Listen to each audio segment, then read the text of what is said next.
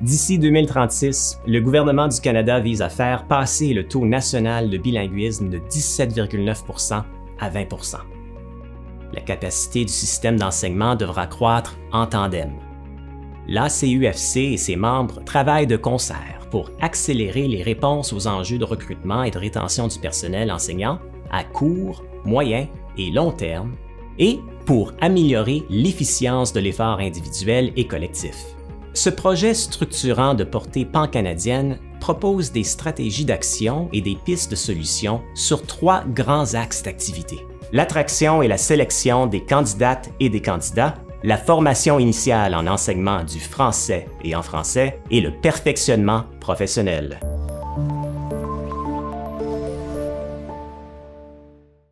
Afin de maintenir la qualité du français comme langue d'enseignement en milieu minoritaire francophone, près de 143 000 enseignantes et enseignants du et en français devraient bénéficier de développement professionnel d'ici 2036. Dans cette optique, il devient important d'engager une réflexion sur une offre renouvelée de maintien et d'amélioration des compétences linguistiques tout au long de la carrière en enseignement. L'ACUFC a dressé un état des lieux du développement professionnel continu en français qui est offert aux enseignants des écoles de français langue première et des enseignants de français langue seconde à travers le Canada. Au Canada, l'enseignement du français est divisé en 2 groupes distincts. Le français langue première, enseigné dans les écoles de langue française gérées par des conseils scolaires francophones, et le français langue seconde, dispensé par des écoles de langue anglaise.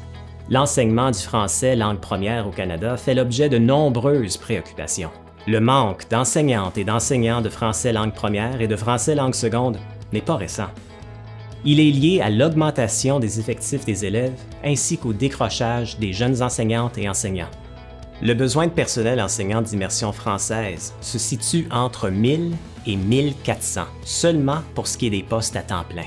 Pour les autres programmes de français langue seconde, le besoin est estimé entre 7000 et 8000 enseignantes et enseignants. Alors, quelles sont les différentes initiatives mises en place présentement? 21 initiatives sont offertes par 6 universités dans 4 provinces.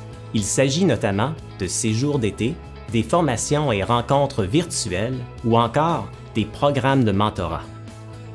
Les conseils scolaires offrent des formations spécialisées et formations continues en français langue seconde, plus rarement en français langue première, des programmes de mentorat, du soutien financier pour participer à des occasions de perfectionnement professionnel ou encore l'accès à des ressources complémentaires.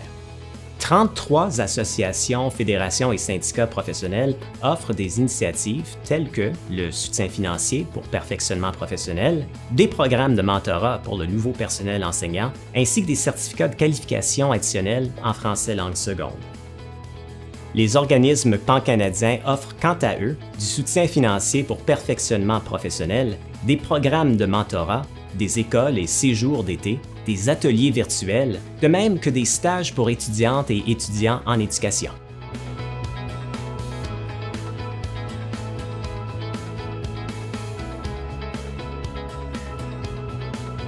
Les seuls cas répertoriés vont de 100 heures de perfectionnement professionnel exigées sur 5 ans à une plateforme de partage de ressources pour le personnel enseignant.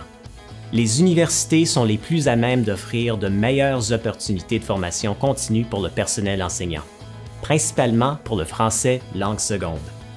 Certaines initiatives mises en place dans le passé, telles que des séjours à l'étranger dans des pays francophones et qui avaient démontré leur efficacité, n'ont malheureusement pas été renouvelées.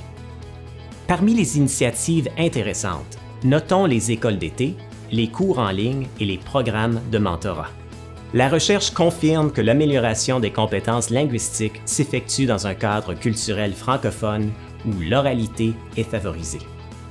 Finalement, bien que le perfectionnement linguistique soit privilégié chez les enseignants du et en français, la plupart des initiatives et des offres de formation recensées ne donnent aucune certification ou qualification additionnelle.